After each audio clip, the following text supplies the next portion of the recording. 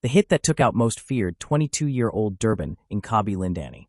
Chapter 1. A Deadly Discovery in Mandeni.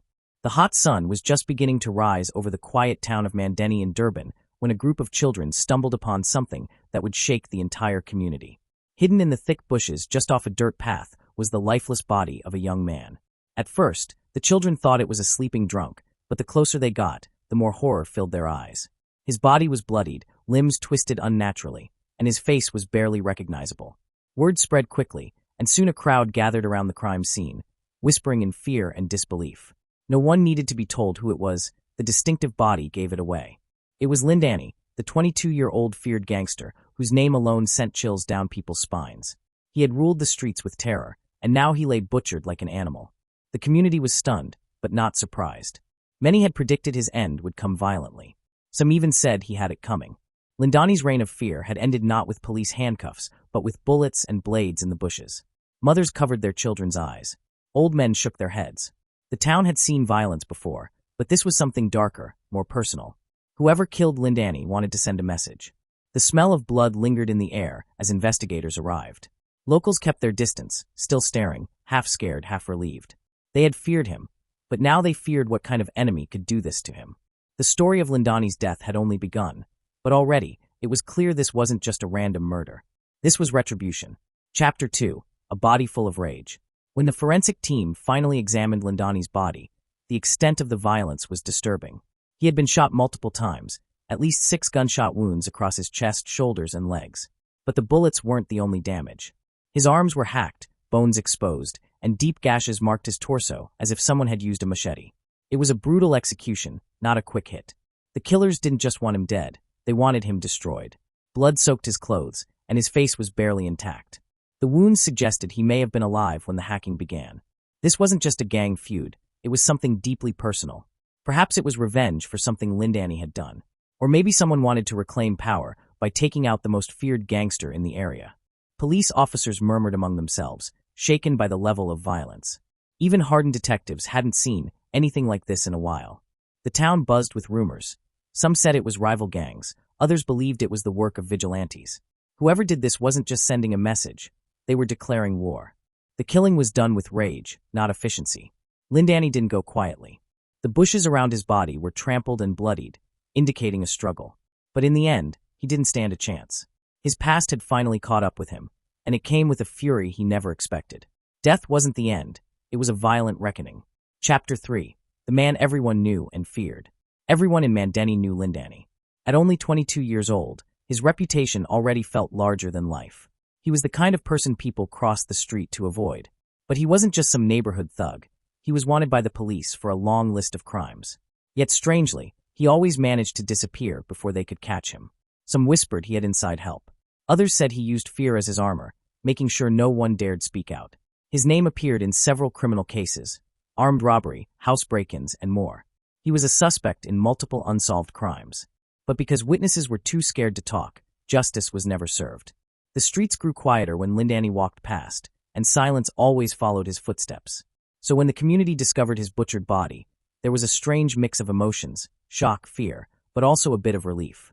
Many were afraid to say it out loud, but they felt safer already. Mothers clutched their children tighter, grateful that the boogeyman was gone. Shop owners said maybe now they could stay open late again. But everyone knew this wasn't just an end. It could be the beginning of more bloodshed. Lindani had enemies, and if they found him, who would they come for next? Still, for that brief moment, the town breathed. Chapter 4. Wanted for robbery and murder. Lindani wasn't just any gang member. He was a prime suspect in several open cases, including cold-blooded murders. Police had been tracking him for months, but he always managed to slip through their fingers. Surveillance footage, eyewitness reports, and even anonymous tips all led to one name, Lindani. Most of his crimes were violent. He didn't just rob stores, he shot the owners if they resisted. He didn't just threaten people, he hurt them. His face was plastered in police stations as most wanted. Yet, every time the authorities got close, he vanished like smoke. His crimes weren't random, they were calculated. He targeted people who couldn't fight back. He robbed pensioners, hijacked delivery trucks, and raided taverns. The murder charges weren't just rumors. He left behind bodies, families, and fear. Some believed he was working with other gangs, others thought he was a one-man army. Regardless, the police had a thick file on him. They just couldn't catch him. until someone else did brutally. And they didn't ask questions first. Chapter 5. Blood at the Tavern. One of Lindani's most shocking crimes happened in February.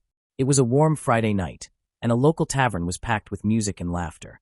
Among the crowd were two off-duty police officers enjoying a drink. They were known and respected in the community. But Lindani and his crew burst in armed and ruthless. They were looking for someone, but when a scuffle broke out, they opened fire. Chaos erupted.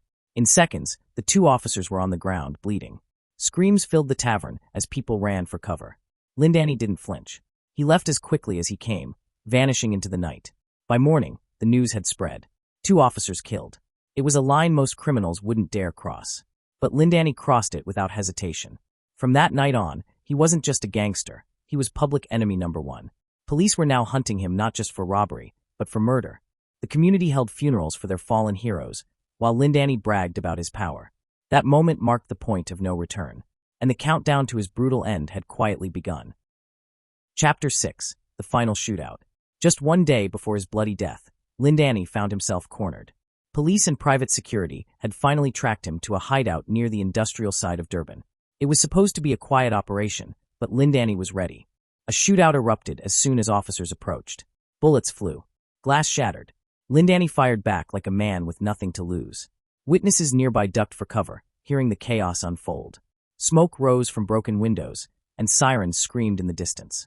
But somehow, in the confusion, Lindani escaped again. It was as if the streets had swallowed him whole. Police were furious. He won't get far, one officer vowed. But Lindani knew the terrain. He had allies, and he was arrogant enough to think he was untouchable. That escape would be his last, because someone else was watching. Someone who didn't care about badges or laws. They just wanted Lindani gone for good, and they would make sure the next time he faced violence, he wouldn't walk away. Chapter 7. The Last Post.